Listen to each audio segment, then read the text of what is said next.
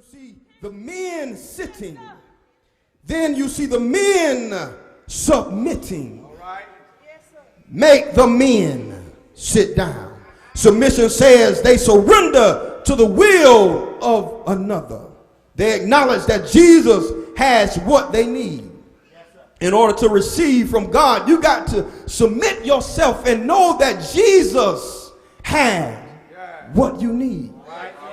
When you sit down, he gets you in a place of relaxation and gets your mind focused on him. But then you got to submit yourself and realize that Jesus has what you need.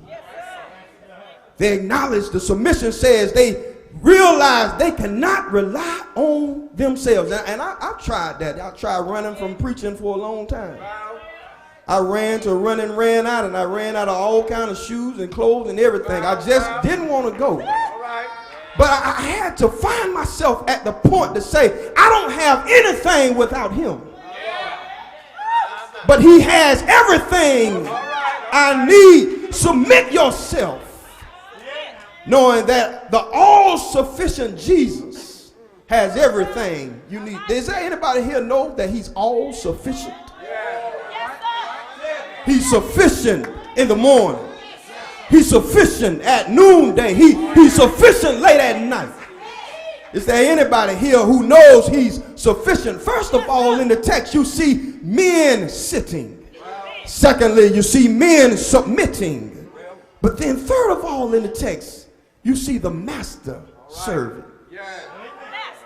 You see the master serving. Is there anybody here know that when you submit to God and you submit your will to God, the master is able, more than capable, to serve your very need? You see the master serving. Jesus took the little boy's lunch. They had just a little, and he makes a lot out of it. Men were able to sit down and receive from the hands, watch this, of a little boy.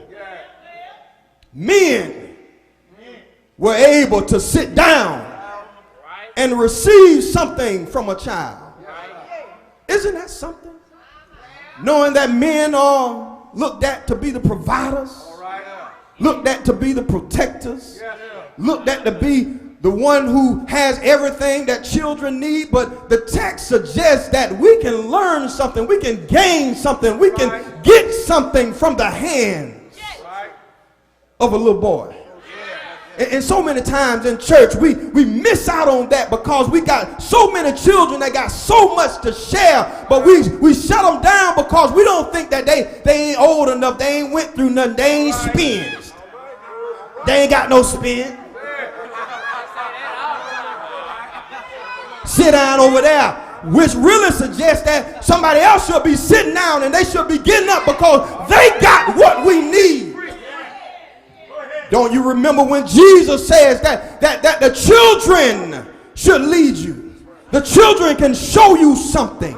The children got a way to show you how to have a disturbance in the daytime, and they'll be playing in a little while. The children has a way to teach you something.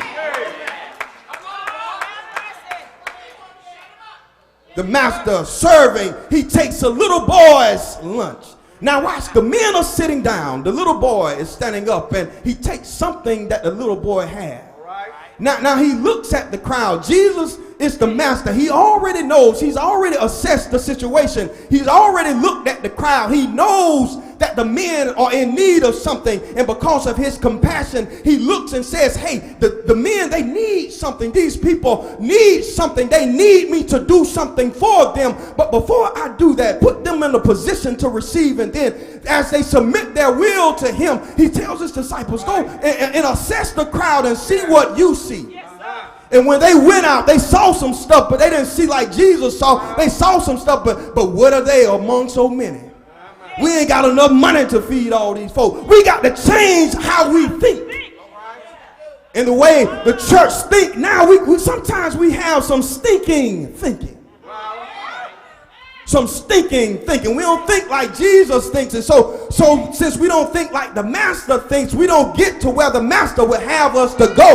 We got to start thinking like Jesus thinks. the master serves. How does the master serve? He takes something from the hands of a little boy. And they said he took something that the disciples were like, it's a little boy here. He got 2 fish. 5 barley loaves, but what are they among so many? But Jesus was able to take the little and make a lot out of it. Don't ever think that what the little bit that we have is not enough.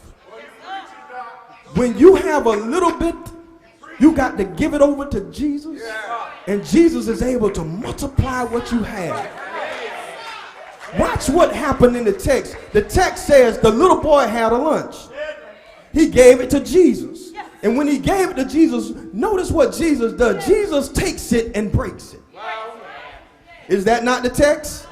The text says that Jesus took what he had. In the other translation, in the other books, and it says that he took it and he break it. And what that suggests is, even when you give over to God and you give God what you have, he has to take your attitudes and all this stuff and break it before he's able to use it in the kingdom. In order for your stuff to be used for the kingdom, give it to Jesus. And when you give your stuff to Jesus, then he goes through a period of crushing it. But we want something before it's been crushed. We want something before it's already been crushed. We want something before it's crushed.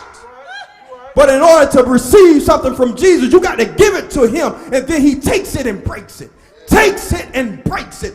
Takes your mind and break it. Take your attitude, break it. Take your emotions and break it. Take your thinking and break it. Take your acting and break it. Take your speaking and break it. Yes, sir. Yes, sir. Yes, sir. Yes, sir. Yes, sir. Before you can be used by God, you got to give it over to him. Give your life to him. He takes your life and he breaks it. Yes, sir. Yes, sir. Hallelujah. How many people are in here today? How many men are waiting to be broken by God? Yes, sir. Yes, sir. I know in my life he had to break me over and over and over again. Yeah! Yes, sir. Yes, sir. Yes, sir. Yes, sir. Hallelujah. The reason we can't go so far in the church is because we don't want to be broken. Yes, sir. So true. Oh, hallelujah. But I'm stronger today after God has been crushing me.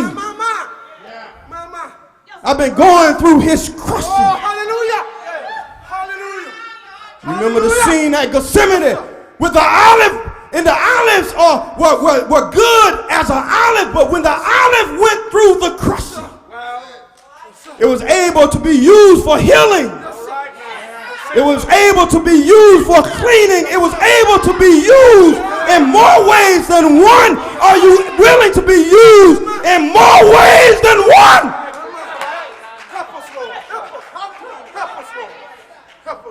You got to be willing to be used in more ways than how you think of yourself.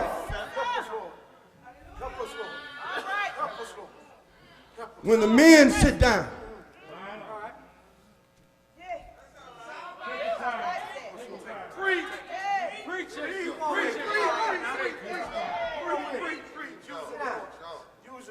when men sit down, and when men submit, the master is able to serve. He takes what's so little out of the crowd and he multiplies it. He's able to feed 5,000.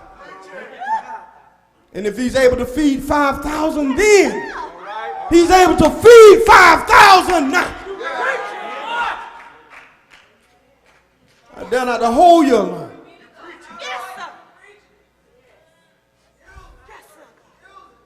But when you're able to give yourself to him, and not only men, this ain't just tailored to men, and for women too. You got to be willing to give your attitude to him. It ain't about what you think. I've been thinking and I've been thinking and I've thought about this.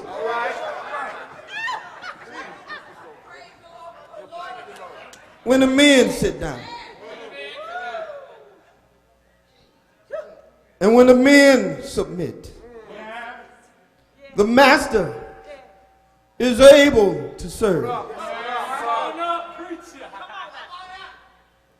The master took what was so little in the eyes of the people, in the eyes of the disciples. It seemed to be so little. In the disciples' eyes, it was just 2 little fish and 5 barley loaves.